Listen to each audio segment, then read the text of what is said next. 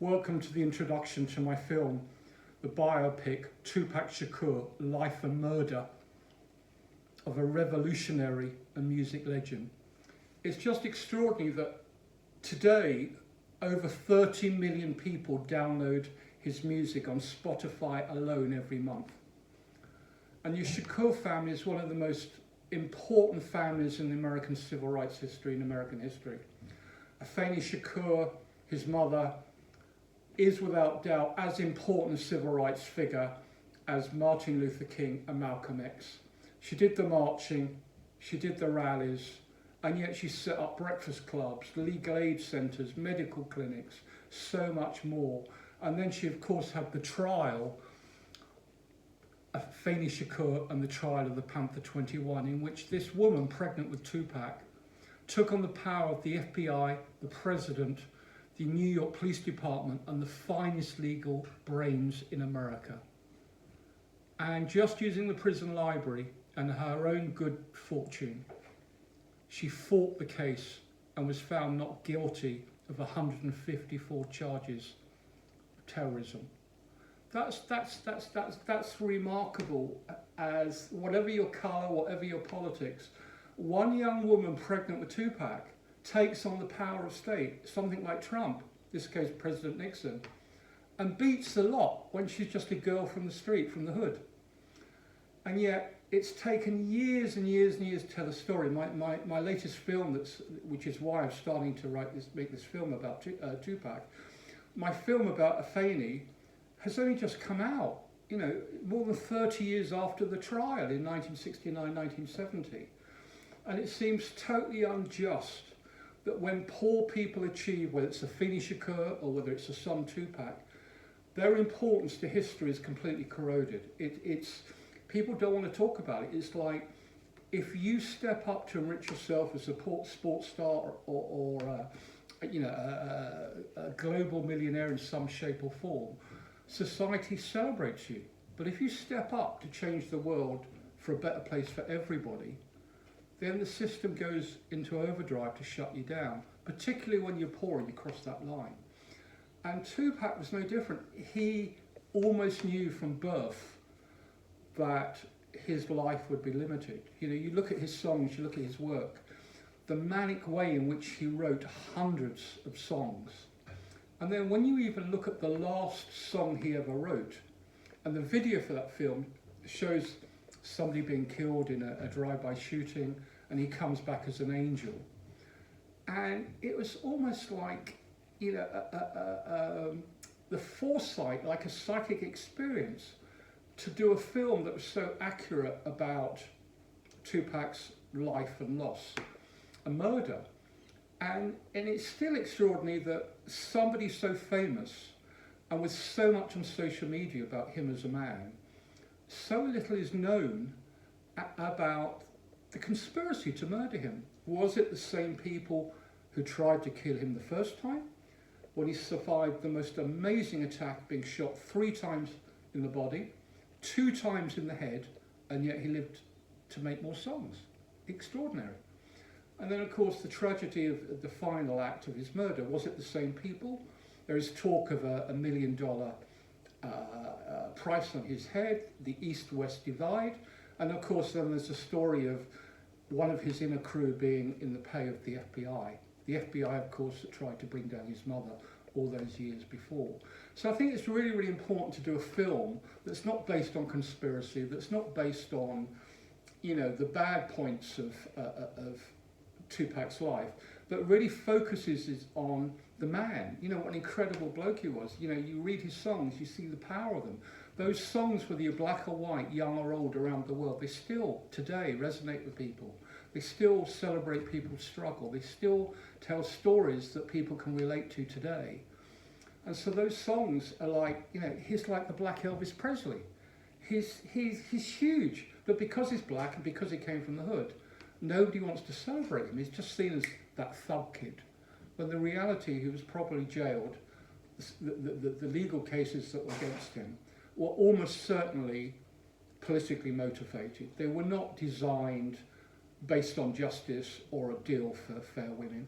In fact, the women in in Tupac's life, so many of them, were all powerful women, and all of them would always speak highly of the respect he had for women, his thoughts for women, the care in which he dealt with women around him, and the love he had for women.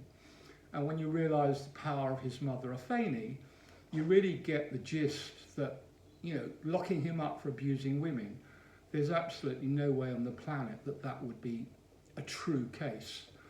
And although we should always defend the rights of women that are attacked through domestic violence, etc., there is always the case where sometimes, particularly in the case of Tupac, many of the charges clearly did not stick. And in my film, my biopic, I intend to challenge the legal aspects to his trial and show you why it was a fraud and why he should never have gone to jail. Although probably the jail gave him some brilliant writing experience.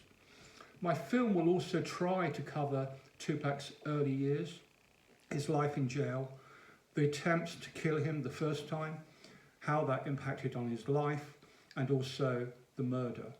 And more than 30 years later, I really want to get behind the scenes, speak to the politicians, the police chiefs, and find out why still in 2025, 2026, there's still nobody in jail for the murder of Tupac. How can that be?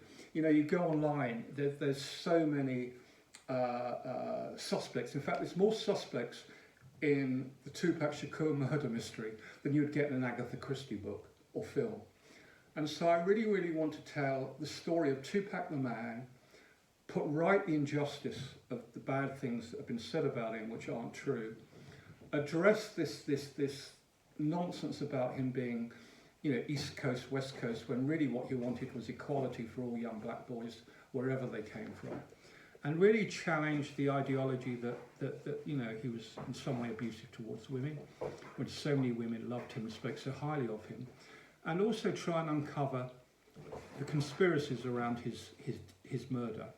Especially, it's quite a difficult thing to do because, of course, nobody's been charged. So although there's lots of people suspected of his murder, there is nobody physically charged with his murder. And so what I want to do is really uncover that and speak to, you know, the police, the mayors, the politicians, and find out what they knew, why hasn't we seen progression, and also talk about, you know, his music. I mean, how is it that he's so huge musically today, and yet he's relatively unknown outside the black community or the young community, and why does he not get the legacy that his music work should qualify him for? So I really want to do a film that's true to Tupac and his family. It follows on from my film Afeni Shakur and the Trial of the Panther 21, which you can watch on Vimeo on demand. Tupac's biography I will be releasing next year through the film festivals globally. And then following that, there will be a film Assata Shakur, America's Most Wanted, which is a film about his aunt who escaped American jail and lived as a political refugee in Cuba before she died a little time ago. And so I really want to really sort of tackle the misinformation around his life, highlight the importance of his life. And I'd really appreciate if anybody out there has had their life changed by Tupac in some way, if you can send me your favourite song, you know, a thought, a memory about how Tupac's music and he has impacted on your life for good. And I'd love to include you in your film. So if you send me, I will include it in my biopic next year. So even if there's a group of you sing his favourite song, I really want to have this film really about love for Tupac, but I also want to show the support of the fans. So I'd really, really welcome fans contributing to this film. And if you want to keep up to date with what I'm doing with the Tupac film and the Afeni film and Assata Shakur, because the Shakur family it's their time to be reborn as national treasures, then I need your help to get their stories told. So please subscribe on this channel, tell your friends about the film, look on my timeline for the poster of Tupac Shakur. Send me, like I say, email me Raymond Wolford at AOL if you want to be included in the film with your thoughts on your favourite song, what you think happens, what you love about him, what you miss about him, and how he influenced your life. I'd be really, really grateful. So please subscribe, spread the word, and let's do justice for Tupac, and let's try and get Tupac back on the screen again. Thank you.